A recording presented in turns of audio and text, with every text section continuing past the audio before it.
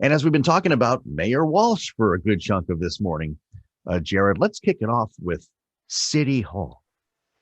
Yeah, Joe, I have to tell you, this is a film that I have not stopped thinking about. This is a documentary that was filmed in Boston, done by the great Frederick Wiseman, well known, of course, documentary filmmaker. And what he did is basically immerse himself in the city of Boston for almost 2 years, filming various parts of the city and the life of the city for this 4.5 hour documentary. And it is worth every last second. You can see it now either at WGBH, actually, or the PBS website, Mhm. or through the Coolidge Corner Theater.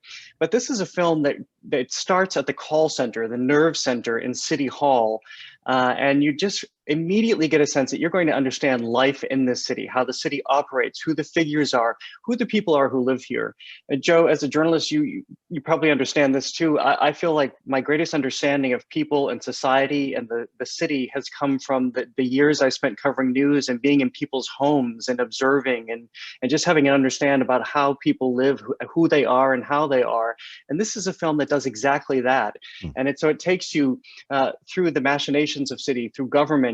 It takes you into people's homes, into home inspections, and every last second is fascinating because Frederick Wiseman is so gifted as a filmmaker. Here's a little bit of the trailer in which we see Mayor Marty Walsh addressing a group of workers at City Hall.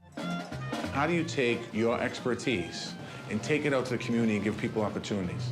Our job is to represent and support the people of Boston. The impact can be made locally, and all it takes is one city. Joe, if there was an Academy Award for Best Actor in a documentary, Marty Walsh would have this locked up. He is the star of this film, just for the way that you see that he leads the city, but also he gets very personal. There are moments where he talks about himself and handling his sobriety and counseling others in that regard, that he goes very deep, very introspective. But I have to leave you with this image that I will never stop thinking about. It's a garbage truck. There's this fabulous little montage of a garbage truck. It rolls up onto a city street. It gathers the garbage. You see that the garbage swallowed up by the truck. Then they throw a mattress into the garbage truck. It swallows that. Then the box spring, and it continues. And I just felt it was so poetic. It was an ode to how the city operates. It looked at consumerism, the basic functions of city. It was fascinating.